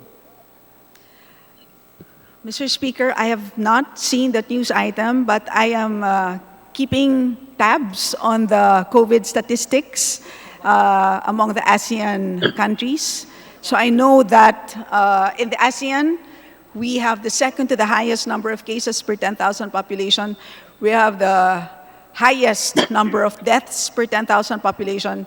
We have the lowest number of hospital beds in the region. We also have, although not the lowest, but one of the lowest number of tests per 10,000 population. So if we ranked number 8 in that particular news report, I won't be surprised, Mr. Speaker. You will not be surprised, or you will be surprised, distinguished lady? I won't be surprised. You won't be surprised. Well, would the enactment of PESA elevate the ranking of the Philippines? Sorry, Mr. Speaker, can you repeat your question? Would the enactment of PESA elevate the ranking of the Philippines on a per capita response to COVID-19? Well, to the extent, Mr. Speaker, that we have put in some amount for mass testing, and of course, with mass testing, that would mean we're able to better control the transmission of COVID-19. We would certainly, that would certainly impact on our ranking. Number 2, kasama rin po sa PESA ang ilang mga reforma sa ating health sector. Our PESA interventions go beyond the over-the-hump kind of relief measures. We also propose structural reforms, including those that are intended to build the capacity of our health sector. So sa tingin ko po, although of course, it will not be overnight na magi-improve ang ating health sector, tingin ko naman po kahit paano makakatulong naman po ang PESA sa ating performance pagdating po sa COVID. Well, thank you, distinguished lady. But may I know why there is no specific amount appropriated for the continuation of social amelioration being undertaken by DSWD? Yes, Mr. Speaker, so there are no provisions that would indicate a continuation of the kind of dole-out programs that are under the Bayanihan Act. Although the wage subsidies that we are proposing, which amount to about 110 billion pesos, would more or less have the same impact because, Mr. Speaker, ito naman po ay dediretso po sa mga empleyado. So it would be akin to the 5,000 to 8,000 peso dole out for every household, Mr. Speaker.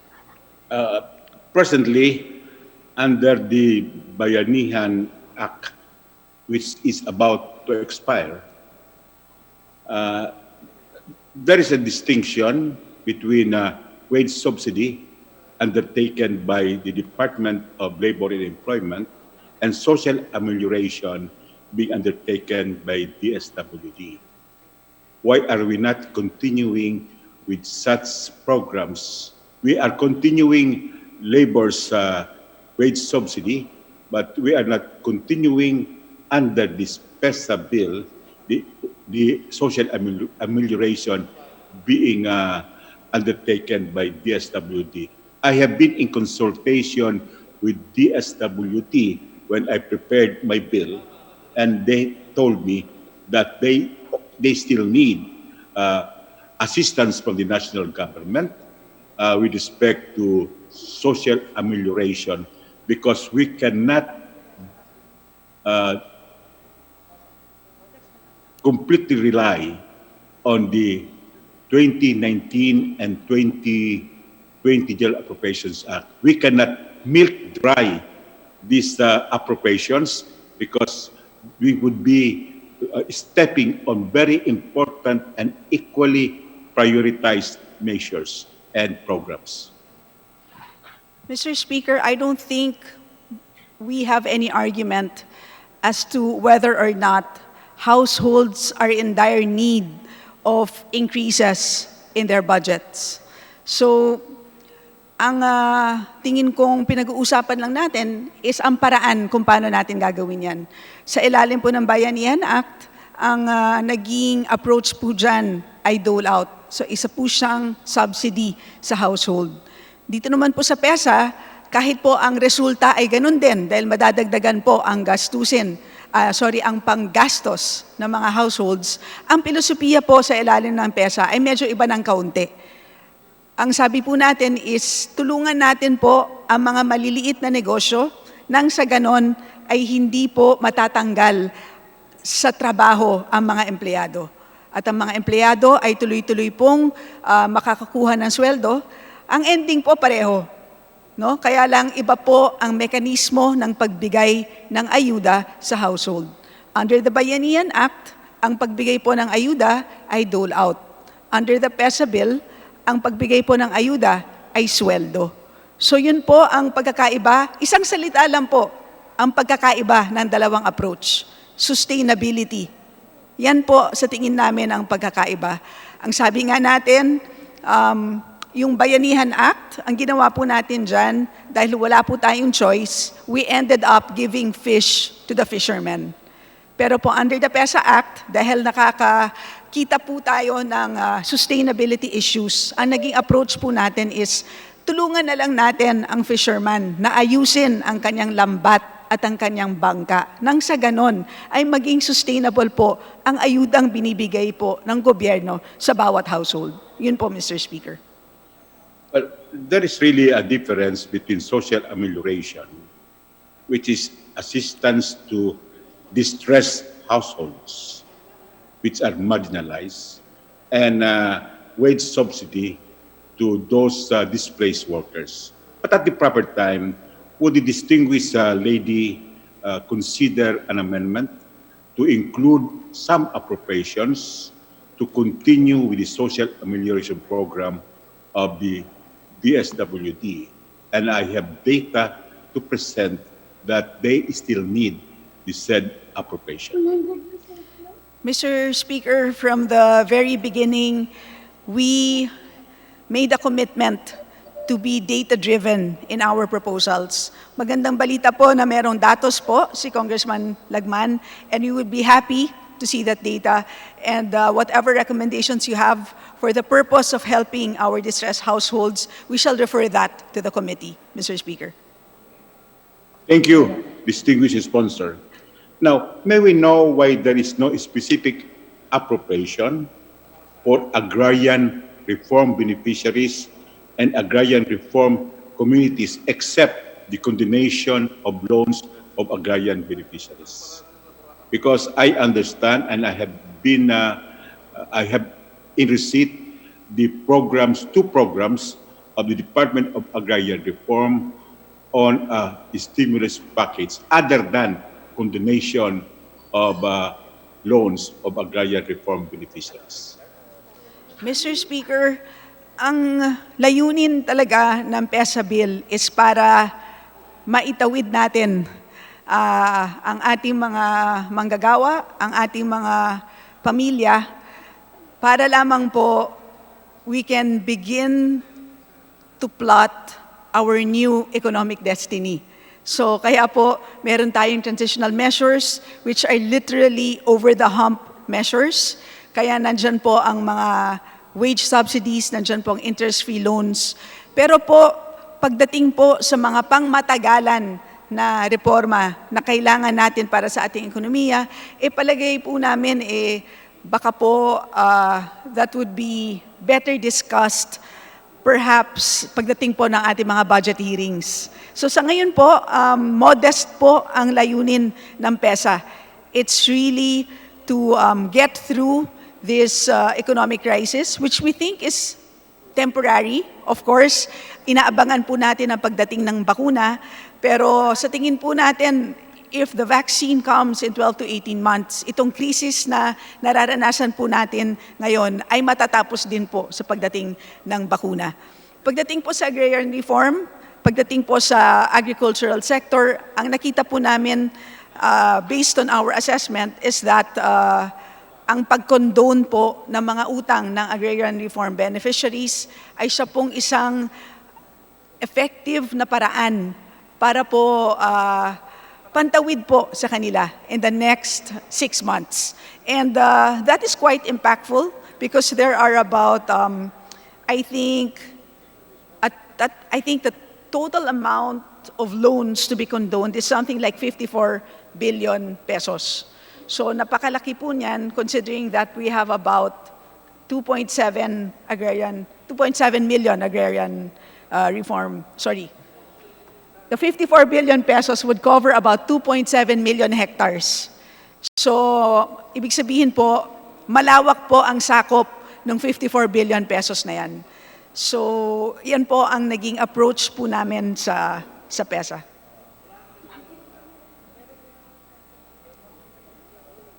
May we know what is the nature of these loans being condoned? These, Mr. Speaker, these were the loans that agrarian reform beneficiaries incurred through the land bank as they acquired the lands as soon as the agrarian reform law was passed. So these are very long-term loans, pero marami po sa kanila that many of these beneficiaries are already in default at matagal na po silang in default. So, ang base na rin po sa consultation namin sa Land Bank, it's about time na i-condone na po ito. Well, since they have been long in default, will the distinguished sponsor agree that the possibility of government collecting these loans is virtually nil at the moment, so much so that condonation would be required? That is correct, Mr. Speaker. Well, if that is so, then this will not be any relief to the agrarian reform beneficiaries. So there are programs under the Department of Agrarian Reform which would directly benefit beneficiaries after the pandemic or at the tail end of the pandemic. So at the proper time, I will be producing documents from DAR so that we could justify an amendment which would include some amounts for agrarian reform beneficiaries which are meaningful to them rather than condonation of loans which they have not paid at all. That would be appreciated, Mr. Speaker. Now, distinguished sponsor, why is there no appropriation for financial assistance to local government units or LGUs who are at the forefront of helping the national government in containing the pandemic? Mr. Speaker, admittedly, tama po ang observation ni Congressman Lagman na wala pa tayong any provision specific to LGUs other than mass testing, which we propose to do through the LGUs. Pero talaga naman pong ang LGUs po natin ay napakalaking instrumento pagdating po sa job creation. No, alam po natin na for more progressive LGUs, they can use their budget to increase employment, and that's one way for actually providing social amelioration, which is not the dole-out type. So, ano po, we've several congressmen, katulad po ni Congressman Joet Garcia, ay nakapag-propose na rin po sa amin. And kayo po, Congressman Lagman, kung meron po kayong mga suggestions din po, we would be happy to see those. Ang nasa listahan po namin ng mga possible amendments po pagdating po dyan would have to do with increasing, for example, the debt service ceilings of LGUs. In other words, measures that will allow the LGUs to take out more loans so that they would have more resources in increasing employment, again, for purposes of economic recovery, Mr. Speaker. Thank you for being open-minded. At the proper time, we are going to propose an appropriation as financial assistance to LGUs. Now, is there a need to appropriate a contingent fund to address the need for augmentation of funding for certain programs and projects which are not fully funded, and also to meet the need to fully serve the requirements of all beneficiaries? This is a standby fund so that the government agencies, the national government will not go back to Congress and ask for more because there is already a contingent fund. Mr. Speaker, that is actually a very good recommendation. Right now, what we have proposed in the bill is the creation of an economic stimulus board, which would include representatives of the implementing agencies involved in PESA, such as NEDA, DOF, DBM, etc. And one of their responsibilities is precisely to monitor not only expenditures for PESA, but also resource requirements. So maganda po na kung magkaroon tayo ng isang contingency fund, ay at least magkakaroon po ng leeway ang ating proposed economic stimulus board para sigurado pong effective na makakarating ang assistance sa mga critically impacted sectors. Thank you again for being open-minded, and at the proper time, I am going to propose the creation of a contingent fund, which is already included in my House Bill number 6693. Now, let me go to another topic. what are the funding sources to support the budgetary requirements of PESA? Sorry, Mr. Speaker, could you kindly repeat your question? Funding source? What are the funding sources to support the budgetary requirements of PESA? So we have included proceeds from bonds and loans as a possible source of finance. We also have identified savings as a result of difficulties in spending certain items. For example, Mr. Speaker, pagdating po sa discretionary travel ng ating government agencies, alam naman po natin na dahil may COVID, palagay ko kukunti na lang po ang willing na mag-travel sa ating government agencies.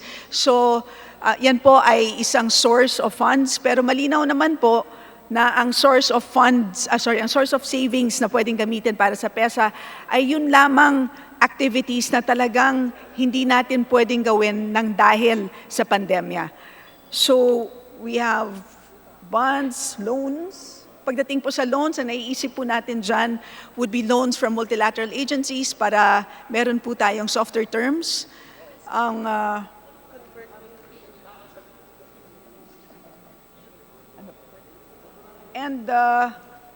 And Mr. Speaker, marami po tayong measures proposed under PESA that actually does not require a cash outlay. Halimbawa po, regulatory relief measures na siyang actually hinihingi din at inaasahan ng ating mga negosyante, particular na po yung mga malalaki na negosyo, pero critically impacted din po. Well, it is true that with respect to some structural reforms, there is no cash out required. But with respect to the 1.3 trillion pesos, I think there is a cash required. A cash component will have to be supported. We'll have to support this 1.3 trillion. Now, the World Bank and the Asian Development Bank have committed grants or soft loans to the Philippines. How much would this total to? Unfortunately, Mr. Speaker, we don't have access to that information. Ang DOF po ang siya pong may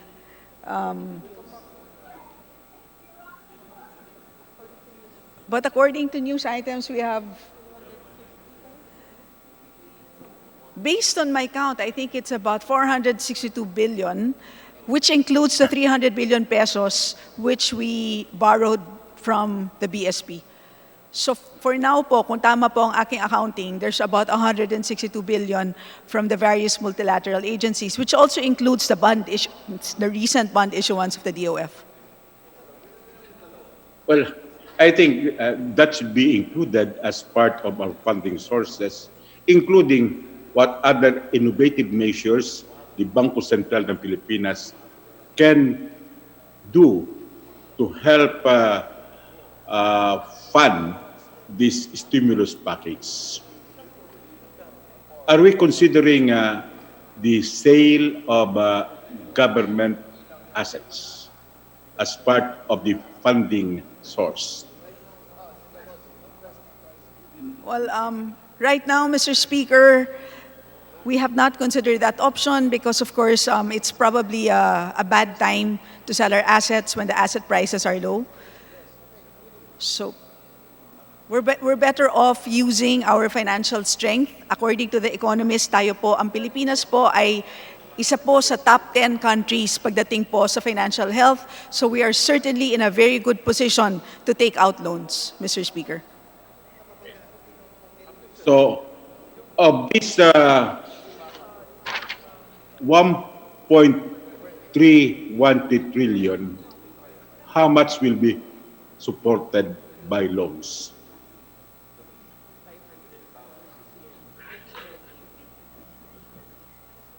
Mr. Speaker, I think that that is an executive decision. That should be a decision to be made by our implementing agencies. Ang sa atin po is, I think we have identified an adequate amount and types of sources of funds.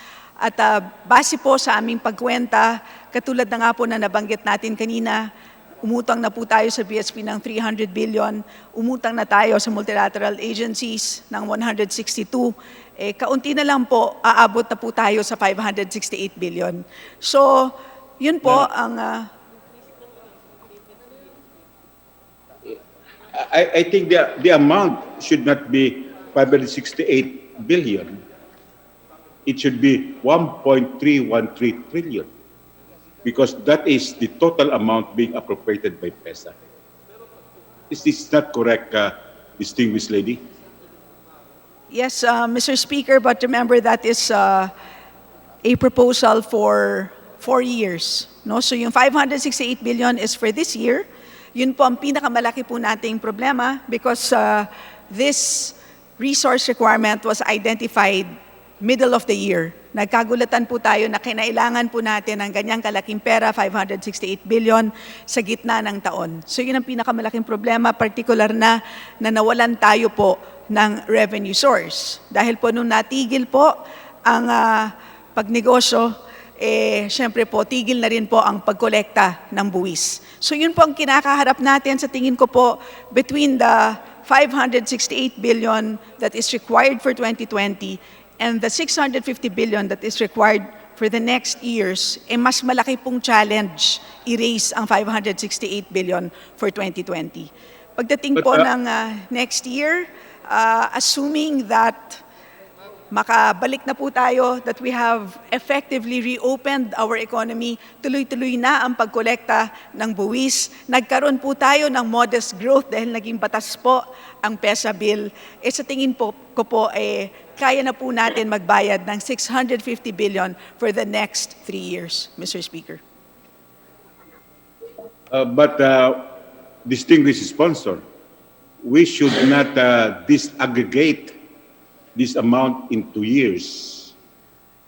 This year, next year, and 2 years from now, because this is a total package. We are talking of an appropriation of 1.313 trillion pesos. And that is the package which should be supported by funding sources. Because this would impact, or this will be related to my next question. Under the Constitution, Article 6, Section 25, Paragraph 4, a special appropriations bill shall specify the purpose for which it is intended and shall be supported by funds actually available as certified by the National Treasurer or to be raised by a corresponding revenue proposed therein. Of course, we are not considering the second option of taxes being imposed, but we will have to contend with that certification by the National Treasurer. May we know whether the National Treasurer has already issued a certification or there is a pending request for such certification as to the availability of funds to support PESA? Mr. Speaker, we are not proposing to include or to come up with a supplemental appropriation. Ayon sa aming pag-analisa ng budget ng 2019 at 2020, sapat po ang ating appropriations. That's a reason for why there is no provision for a supplemental appropriation under PESA. And so that's the reason for why we did not have to determine the amount of cash available with the Treasury at the moment, Mr. Speaker. We are not talking, distinguished sponsor, of a supplemental appropriation, because even the Constitution does not mention supplemental appropriation, which would require the certification of cash availability by the National Treasurer. The Constitution says a special appropriations bill. And definitely, this stimulus package is a special appropriations bill which would require that certification of available funds as certified by the National Treasurer. Unless the distinguished sponsor and the committee would not consider this stimulus package as a special appropriations bill. If it is not a special appropriations bill, then what is it? Mr. Speaker, I regret not going to law school. Hindi ko po alam ang sagot po sa inyong legal question, but we will certainly consult with our lawyers, Mr. Speaker.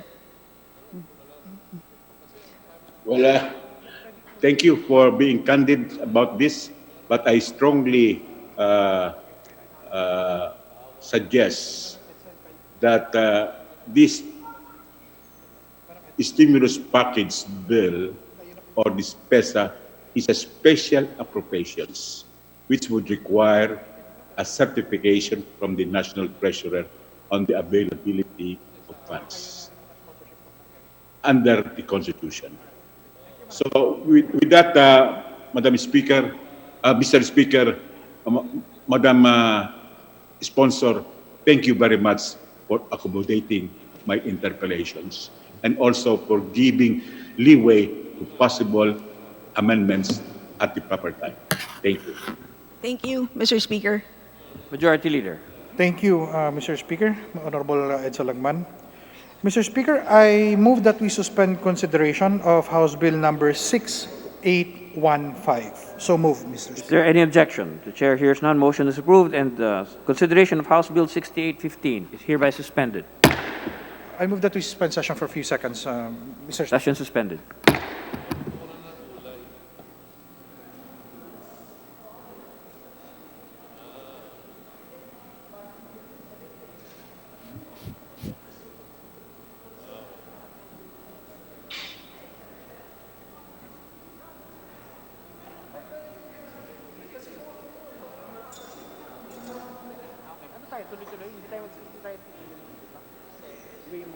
Diba rule natin yun? Ano? Hanggang... Hindi, kasi diba sabi natin yung mga empleyado?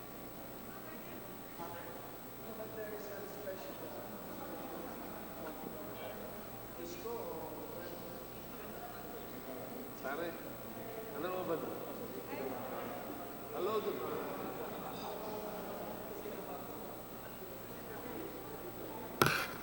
Session resumed.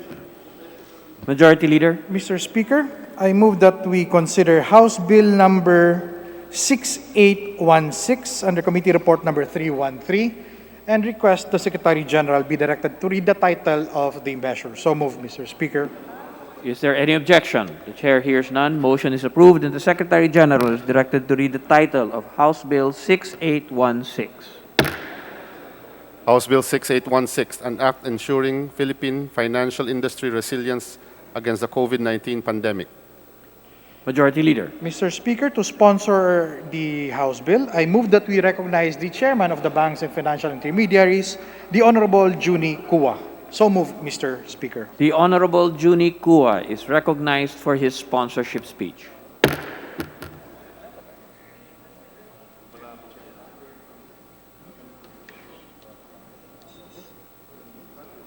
My esteemed colleagues, magandang gabi po sa ating lahat.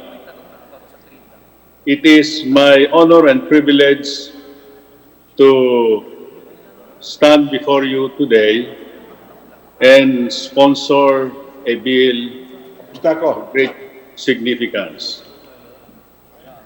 Mr. Speaker,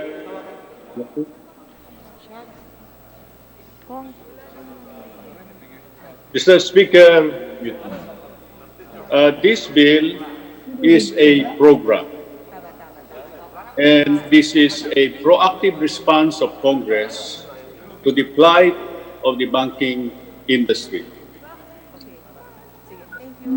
In the light of the increase in non-performing loans of the banks. This, of course, as everybody understands, is now inevitable because of the many businesses failing to meet their maturing obligations as a result of the ECQ. The increase in non-performing loans and non-performing assets affects the liquidity, the resiliency, and the profitability, and ultimately the viability of banks, and erodes the depositors' and investors' confidence.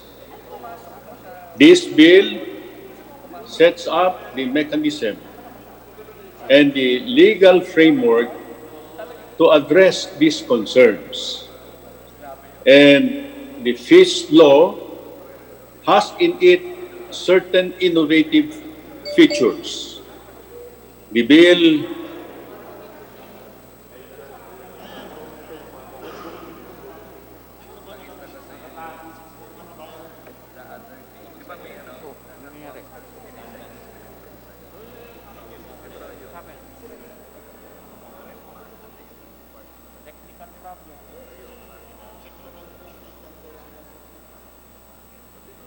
of temporary restraining orders as borrowers resisted the transfer of their assets to a special purpose vehicle.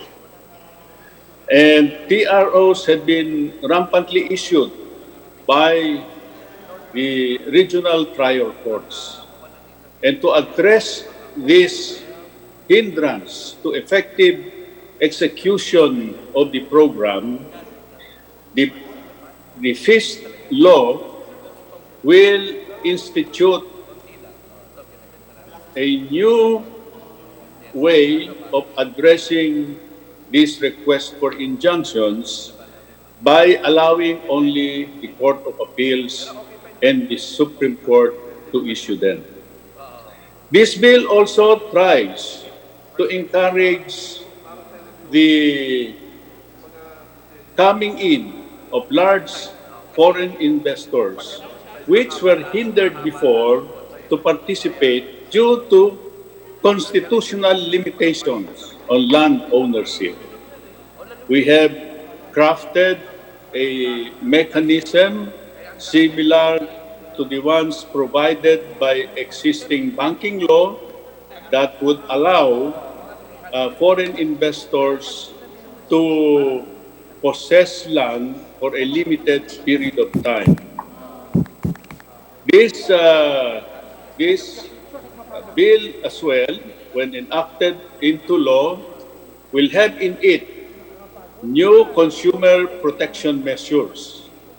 And in it, we have introduced the concept of qualified buyers in order that those who are investing into the investment instruments issued by the FIST companies are amply protected. There are also a number of technical definitions being clarified. And to make this program effective and efficient, Mr. Speaker, the stakeholders, to include the financial institutions, the FIST companies, as well as the investors on the investment instruments of the FIST companies, are afforded or accorded time-bound incentives. So I appeal to our colleagues for the support to this bill, and I hope that we can pass this bill in a timely fashion so that we can embolden our banking industry to continuously provide the credit facilities that our business sector so badly need during this period of pandemic. Credit, as we all know, is the lifeblood of the economy, and the early passage of this bill will make our bank more liquid, resilient, and vibrant. So on that note, I'd like to thank this August Chamber for this great opportunity. Maraming salamat po, Mr. Speaker, my dear colleagues. Majority Leader. Mr. Speaker, I move that we recognize for the first interpellation the Honorable Paul Daza. The Honorable Paul Daza is recognized for his interpellation.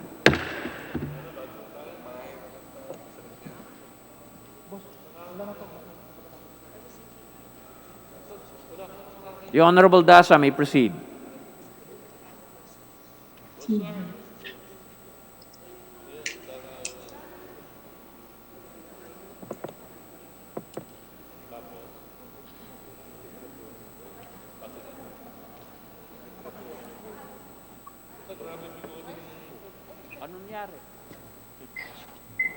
Mr. Speaker, I move that we recognize the Honorable Paul Daza. Yes, the Honorable Daza is once again recognized. Thank you, Mr. Speaker. Will the sponsor yield to a few questions? Gladly, Mr. Speaker, Your Honor. Thank you, Mr. Speaker. I'd like to ask my esteemed colleague if this bill is similar to the older bill that was passed by Congress after the Asian financial crisis. In some extent, Mr. Speaker, they are the same in concept. The concept of this FISC law as compared to the SPV law is one that is intended to help the banking industry monetize their non-performing loans and their non-performing assets, which are expected to mount because of business failures, because of the inability of businesses to pay maturing obligations. And as more money are tied up into non-performing loans and assets, the liquidity of the bank is seriously affected. So in that sense, they are the same, but there are certain features that are not found in the old law. Mr. Speaker, I'm particularly concerned as to the difference between the old SPV law and this one as to how tax revenue measures are different. In effect, what I would like to ask my esteemed colleague, what is really the revenue impact in terms of for the National Treasury and for the BIR? Well, in terms of the benefits or the privileges, the tax privileges or fee privileges, tax privileges or fee privileges, the benefits have not been changed. They are the same. So financial institutions who are transferring their non-performing loans to the special purpose vehicles, the incentives given to them before would be the same incentives given today. So the transfer of assets from the special purpose vehicles or FISC companies to buyers of their investment instruments would enjoy similar tax privileges and free privileges. Mr. Speaker, in principle, I support the bill, and I believe that uh, many financial institutions do need assistance, and this scheme may make it easier for the industry to do better and eventually to extend more credit to our industries and business sector. My last question to the sponsor is, does the bill include, I understand that the language includes banks under the supervision of the Bangko Sentral of the Philippines. Are other financial institutions under the SEC, like leasing and finance companies, would they be able to avail of the benefits? Are they included in this bill? Yes, they are included, Your Honor. The language of the bill is clear. They are BSP supervised institutions, financial institutions, BSP supervised financial institutions, and this would therefore include lending companies and rural banks, etc., etc. So all those that are supervised by the Bangko Sentral. Mr. Speaker, that's my concern, which I believe needs to be clarified. There are many financial related institutions that extend credit who are not supervised, Mr. Sponsor, by the BSP. Leasing and finance companies, for example, like BDO Leasing and Finance, I think PNB Leasing, many large banks and smaller institutions have leasing and financing companies, and the smaller ones that are called lending companies that are not supervised by the BSP but are under the SEC. So just to clarify, would the same institutions be able to avail of this law? Are they included in the language?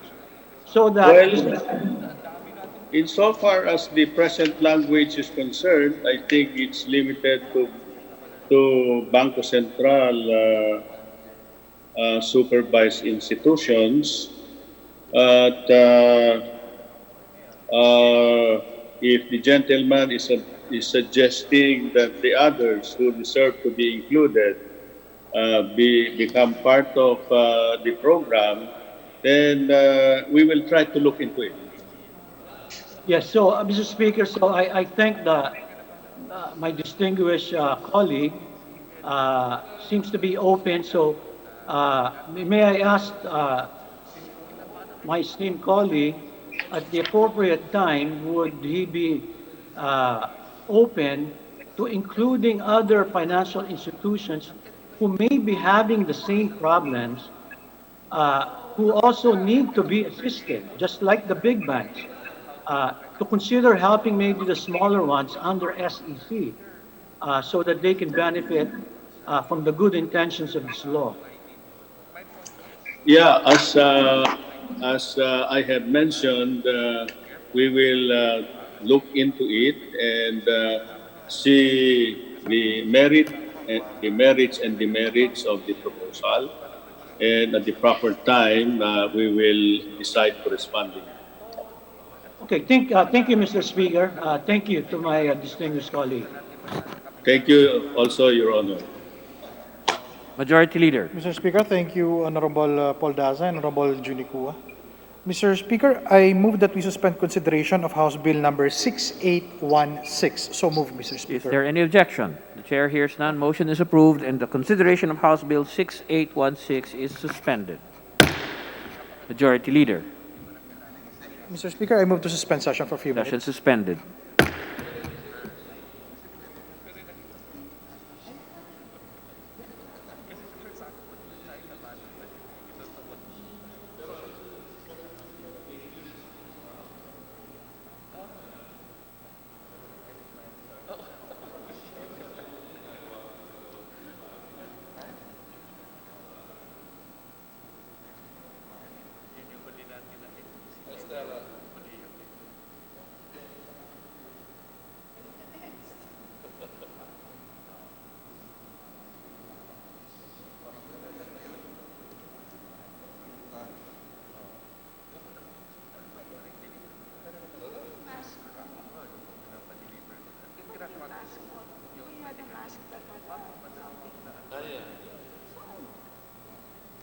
Hindi ko na-charge kanina eh. Yeah, cash. Hindi mo maganda yung sa'yo. Ganda rin yun.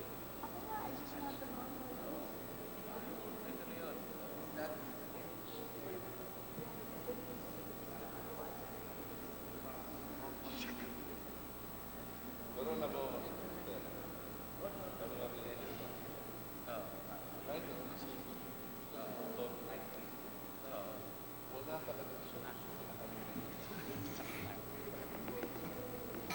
Session resumes. Majority Leader. Mr. Speaker, I move that we suspend session until 3 o'clock tomorrow, Wednesday, May 27, 2020. So move, Mr. Speaker. Session is suspended until May 27, 2020 at 3 p.m.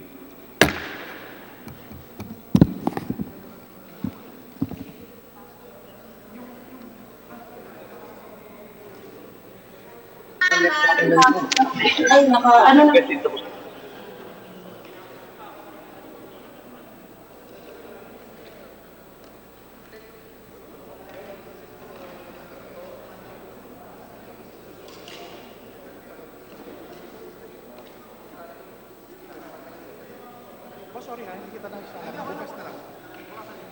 Kasi yung kanina na-change. Change kasi